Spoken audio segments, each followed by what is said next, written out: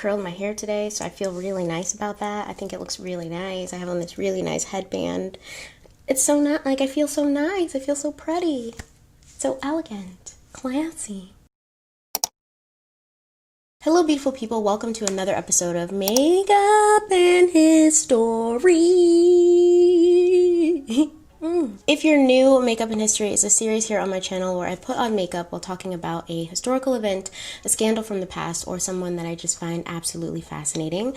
Last week we talked about Dalia Dippolito trying to kill her husband. I don't have much to say about this story, honestly. It is ridiculous, very entertaining. You should check it out if you haven't seen it yet. This week we're going to be doing a mini biography on the early life of Coco Chanel. I honestly learned a lot while doing research for this video. Coco Chanel was the revolutionary fashion icon. She completely changed women's fashion forever. She was also potentially a Nazi. Allegedly. She was allegedly a Nazi. I'm just not going too far. But it's a very interesting story. A true rags to riches story. Rags to riches to racism. What? If you haven't already and you would like to, please subscribe to my channel. I'd love to have you here.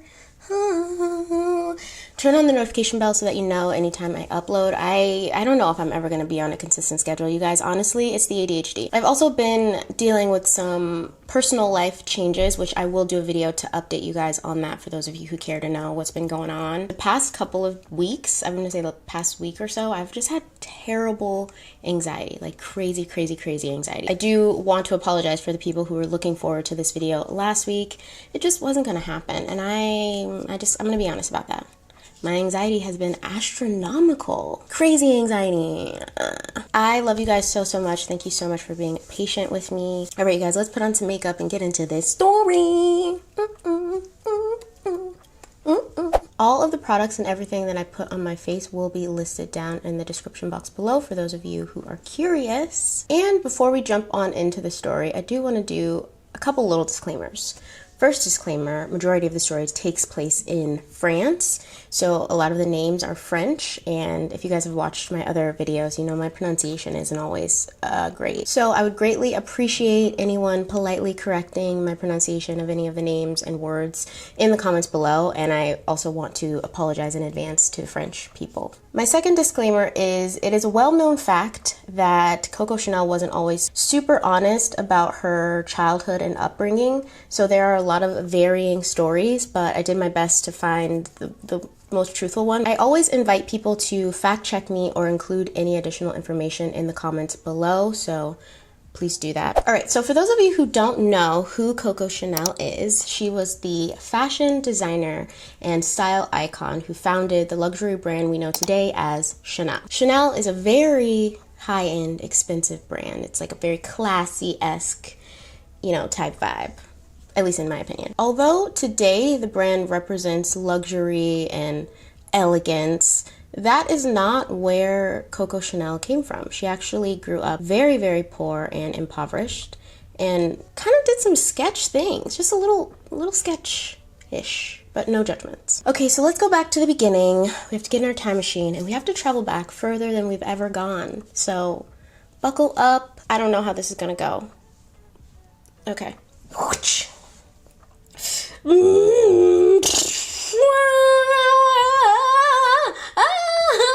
so fast.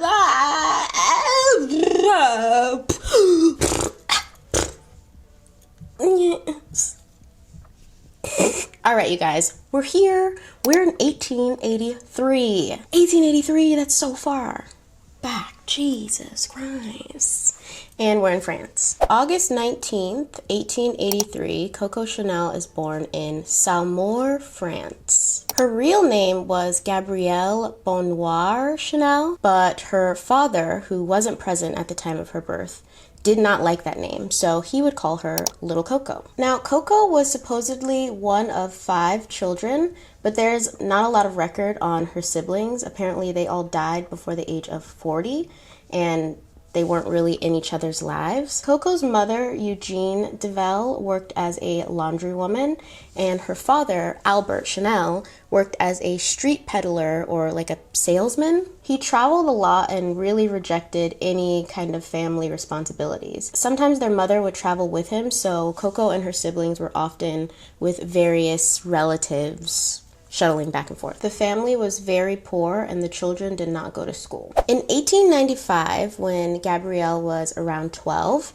her mother would get sick with tuberculosis and pass away. She was only 33 years old when she died. Coco and her siblings were very devastated at the death of their mother, mainly because she was their primary caretaker, but also because, as I mentioned earlier, their father was not really around and kind of rejected any and all responsibilities as a dad.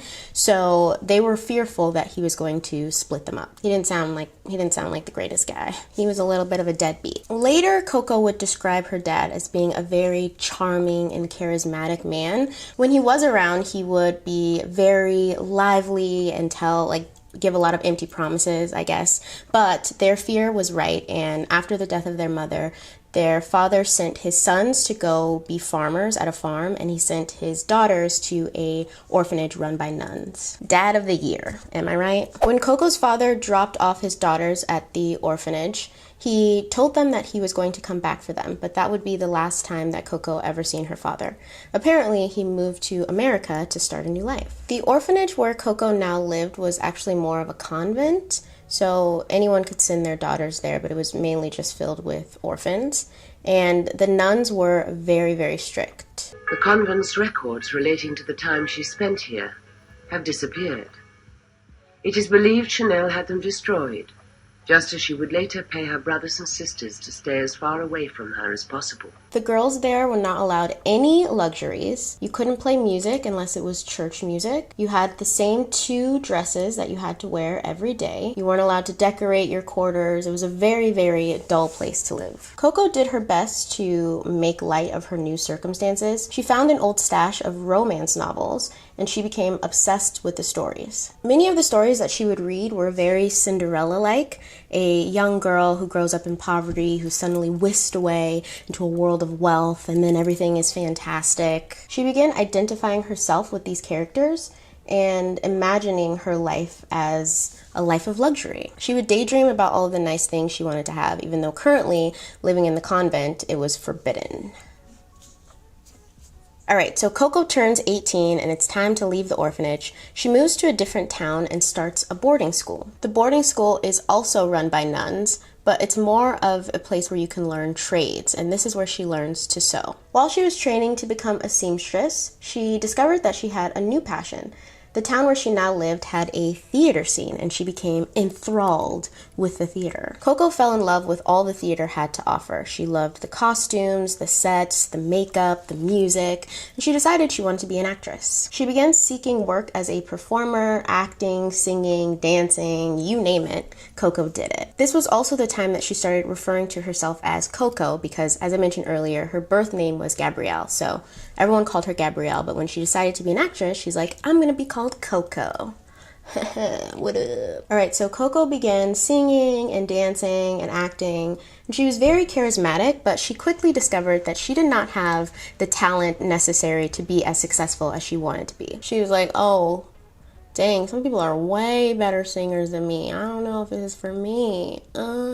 After realizing that she wasn't as talented as she needed to be, she decided that she needed a new path for her life. Many actresses of that time would often engage in polyamorous relationships with men that could provide them with a lavish lifestyle. These men were known as courtesans. Courtesans, I think. Correct that. The women were known as courtesans, not the men. So the actresses would go and live with these courtesans and they would enjoy a lot of luxuries. It was frowned upon by the good society because it was basically like sugar daddy, sugar baby situation. That's the best way I can describe it in modern terms. They were sugar daddies. A wealthy man by the name of Etienne Balsan took an interest in Coco and asked if she wanted to come live in his house. He's like, hey, I think you're really cute. Do you want to come hang out at my house? I got some other girls there. It'll be a good time.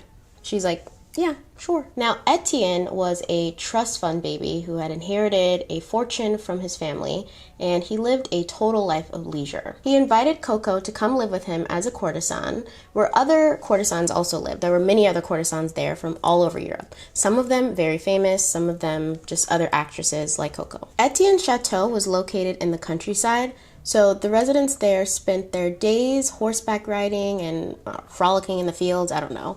And at night, they would have these lavish dinner parties. Now, along with being very wealthy, Etienne was also very well connected all over Europe. So he had a lot of very important high-class friends. Whenever Etienne's high-class friends would visit and come to one of his lavish dinner parties, women like Coco were not to be seen. So the women who were living there had to eat in the back with the servants, which is pretty rude. Now, Coco was very different from the other courtesans that lived there in many ways. For one, the other women were often voluptuous and curvy, and Coco had more of a boyish figure. She was also not considered to be conventionally pretty by the standards of that time, but men were very attracted to her charm and energy. She was very charismatic, and she would often use her charm to seduce men away from other women. She found a lot of enjoyment out of stealing men from other women, and she was often successful at it. Coco had a deep desire to have things that weren't attainable to her, probably stemming from the fact that she always wanted all of these nice things when she was a child, and now that she had them, she wanted other things to satisfy her. Coco began experimenting with her style and wearing Etienne's clothing. Because she had more of a boyish figure, she found that men's clothing fit her really well, and they were more comfortable. The women's clothing of that time consisted of really uncomfortable large gowns, very tight and restricting corsets, large hats with feathers in them, none of which really ever fit Coco's body type. She also had a love for riding horses, and the way women used to ride horses was off to the side because you had on this big dress. So she wanted to wear pants so she could ride horses like the dudes did. Alright, so Coco began dressing in Etienne's clothes, wearing his button-up shirts, his trousers. She also began wearing straw hats that had bows on them, and the other women at the chateau began noticing her new androgynous style. They were like, what is going on? Why doesn't she have on a corset like the rest of us? She looks like she can breathe. That looks nice. I wish I could breathe. That's probably what they thought.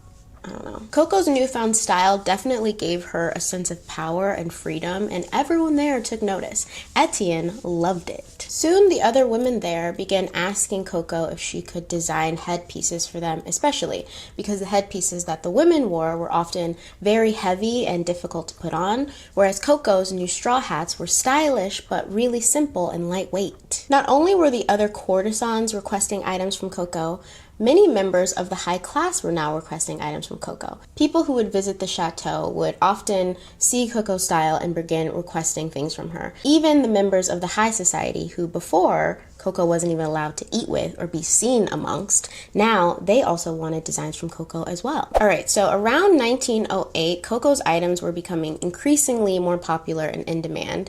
So Etienne introduces Coco to his tailor and offers his studio apartment in Paris so that she could begin making clothes and selling them. Moving to Paris would also help Coco expand her clientele, so she accepts Etienne's offer. Alright, so Coco moves to Paris and she begins dating another wealthy man. This time, it's an Englishman by the name of Arthur Capel. Arthur Capel. Yes. Now, apparently, Arthur and Etienne were friends, and Arthur and Coco had started seeing each other while she was still living with Etienne. When she moved to Paris, then she and Arthur became lovers. I think maybe Etienne was fine with it, but I don't know for sure. I don't know what they were doing. Who knows? Who knows what was going on back then? Anyway, Coco and Arthur become lovers, and Arthur starts helping Coco expand her clientele. He begins introducing her to his wealthy English aristocrat friends, and whole heaps of people now know about Coco. They want Coco stuff. Coco is hitting the jackpot with these sugar daddies. Cha-ching, if you know what I mean. I'm just kidding. What, Cydnee? Along with helping Coco expand her clientele, Arthur also suggests that Coco open up a store in Doville, which is a small seaside town in France where all of the rich and fashionable people spend their summers. It might be pronounced Doville. I will put the name on the screen so you guys know what I'm talking about. Ugh. Author offers to pay for the store in Doville for Coco to open up her shop, and she's like, okay, cool. If you're paying for it, sure, why not? Let's do it, sure. All right, so in 1913, Coco opens up her first shop in Doville, and here is where she introduces her casual, leisure, and sports clothing for women. Now, Doville was a beach town, but the women often didn't get in the water, so Coco invented a swimsuit for women to be able to get in the water for a change. For the first time ever, they were like, this is crazy, we can swim in the ocean? That's allowed? Coco's like, yes, yes it is. She also introduced the first ever women's cardigan, which was a sweater of authors that she took, cut open, and then added buttons. And everyone went crazy. They're like, oh my God, we gotta have one of these cardigans. Soon, Coco became an icon, and everything she did was analyzed and repeated. Women were copying everything she did. Coco cut her hair short because the style suited her face better, and soon every woman was walking around with the same haircut. Anything she wore or designed became the new fashionable trend, so soon everyone was walking around like a Coco clone. Anything she touched, everyone wanted to have it. By 1920, Coco Chanel had become one of the leading fashion designers in the entire world. Her designs represented a new era for women. Her designs represented confidence, provocativeness, and ever so slightly rebellion. She was a rebel. Most of Coco's designs were created with fairly inexpensive fabric. She used jersey and tricot. I'm not sure what tricot is, but apparently it's a very inexpensive item. However, she was able to sell her items for a really high price, mainly because really rich people wanted it. Coco Chanel was the first designer to ever create her own fragrance. Chanel No. 5, one of my favorites. I love Chanel No. 5. Oh, so good, so fresh. She was the first designer to ever do this, and this really took her name to the next level. People went crazy for that fragrance. Coco realized very early on that her items were so successful because it was the image of herself that made people want it. She portrayed herself as being very mysterious and unattainable, and people had to have it. They wanted whatever it was she had. She had that mystery, you know what I'm saying? Over the next 2 decades, the House of Chanel would reign supreme in France and all over the world. Coco herself was now considered a celebrity, and she also had a very high status in many societies. She was friends with all of the high-class members all over Europe. One of her notably good friends was Winston Churchill, the Prime Minister of England. Winnie Church, they were best buds. He loved her. He would always sing her praises of how much he loved Coco Chanel. Coco was also becoming a big name in the States. She was offered $1 million to come to Hollywood and design costumes for MGM actors. $1 million in that time would have equated to $75 million today. $75 million. Coco was a big deal. She accepted the offer and flew to California to design costumes. However, the partnership did not end well. Apparently, the costumes that Coco designed did not translate well on screen. She also hated Hollywood. She referred to Hollywood as the capital of bad taste and went back to Europe. Agreed. Agreed, Coco. By 1935, Coco Chanel employed over 4,000 people. She did have some competitors, but overall, she was still very, very popular and very lucrative. Everything was all good, and then, dun dun dun, World War II. All right, so World War II is when Coco Chanel's character comes into question, for sure.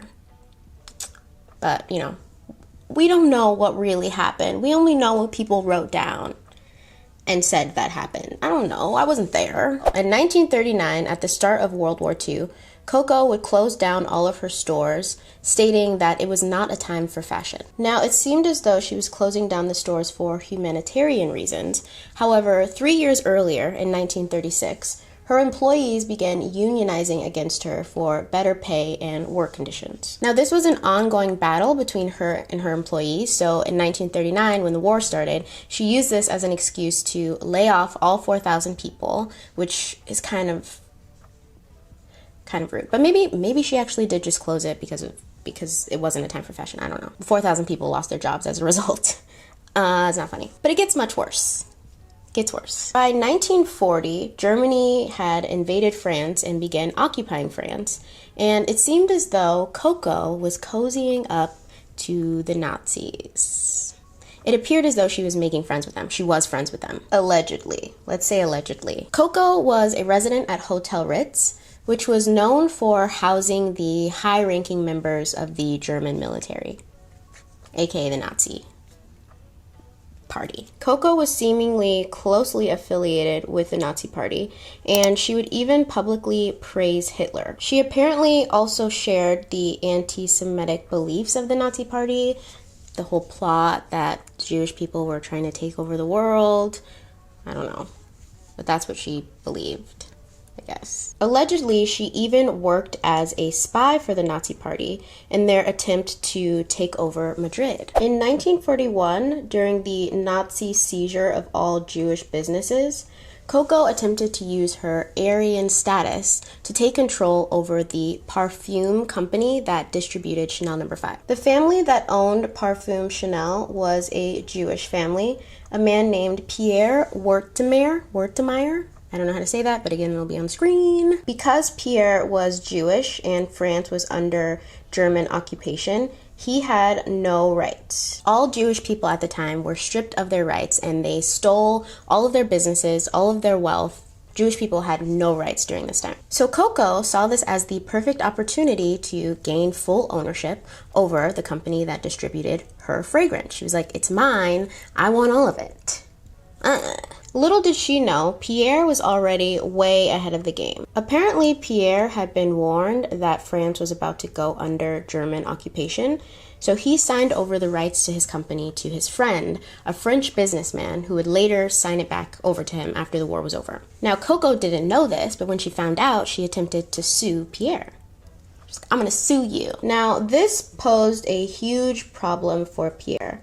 And not just because she was suing him or trying to get control over his company, but because the war was ending and it wasn't looking good for Germany and the Nazi Party. So he knew that if there was a lawsuit and people found out why Coco was suing him, it would be bad for Coco's reputation, which would therefore be bad for the Chanel No. 5 franchise. So he knew that if the lawsuit came out, Coco's reputation would be ruined, and therefore the business would be ruined. No one's making any more money. So in 1947, Pierre and Coco came to a mutually agreed upon new contract. Now, their original contract was from 1924, and I don't know what originally her deal was or how they split it. I'm not sure. Apparently, she just wasn't happy with it. But moving forward, the new contract said that Coco would receive 2% of all future sales of the Chanel perfume, and that would be projected to $25 million a year, which at the time would make her one of the richest women alive. In addition to that, Coco requested that Pierre pay all of her living expenses for her the rest of her life until she dies. Big or small, Pierre now has to foot the bill. So not only does she get $25 million, but she doesn't have to pay for anything ever again. I guess it's a little bit greedy, but I mean, it is her name and it was her idea. I don't know. It's a bit extreme to me though. What do I know? While we're talking about companies that supported the Nazis in World War II, in case you were getting a little upset at Chanel, here's a small list of some of the other brands that are still alive and thriving and well today that were known Nazis during World War II. Allegedly. First up, we have Hugo Boss, which literally designed the uniform for the Nazi military. Hugo Boss designed this. They designed the suits. Coca-Cola, Chase National Bank, Volkswagen, BMW, Porsche, Swarovski, I don't know how to say that, but you know, the Crystal Company. Them too. All of these companies still alive, very lucrative today. Allegedly also Nazis. But I digress. At the end of World War II, Coco Chanel's reputation was pretty much ruined. It wasn't a secret that she bumped elbows with the Nazis, so after the war was over, she was even persecuted for her involvement as a spy for the Nazis. Apparently, she went to trial and found that Winston Churchill saved her. As I mentioned earlier, Winnie Church really loved him some Coco Chanel, so he got her a pardon, or he got her to not be persecuted.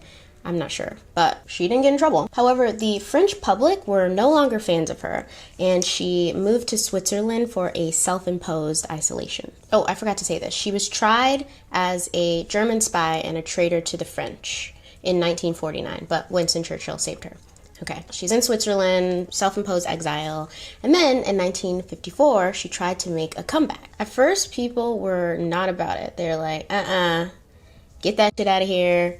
We don't want it. But Coco did not give up. She traveled to the US and began having fashion shows where she let everyone in. She no longer made it like an exclusive thing, so she would let all kinds of people come in. She would let people come in with their seamstresses, because usually they didn't let seamstresses come into the fashion shows out of fear that the seamstresses would see the designs and then remake them. But Coco was like, no, everyone come. And eventually it led to her popularity again. Today, the legacy of Chanel is alive and well and thriving. At least I think they're thriving. I don't really know what their finances are like, but they seem to be doing well. This lip color is... No. Not this lip color. No, we're not doing that. What is this? This is scary. Alright, you guys, that is the end of this video and this story. I was honestly just fascinated by the story because I didn't know all of this stuff about Coco Chanel. Again, I did my best to get things as accurate as possible, but I'm just one girl in a room putting on makeup. If I didn't get everything right, please correct me down in the comments below. I am open to corrections and learning more, or just share any additional information that I didn't include in this video down in the comments. I kind of cut it off after World War II because I wanted to talk about the early life of Coco Chanel. I thought this story was super fascinating because it really does show how transformative life can be. She is the epitome, well, her brand at least now, is the epitome of class and elegance, and that's not where she came from at all. You can really do anything or be anything, or be a Nazi. This story is very inspiring and troubling, just like life itself. If you guys enjoyed this video, please be sure to give it a thumbs up. It helps my channel out so much. Turn on the notification bell so that you're notified the next time I upload. I love you guys so much. Thank you for sticking around this far into the video. If you're this far in, you might as well just check out some of the other videos. Check out some of my other videos. Hang out with me a bit longer. Let's be friends. I'm filming this on Halloween, so happy Halloween. All right, I love you guys so much. Thank you for watching. Bye. Bye!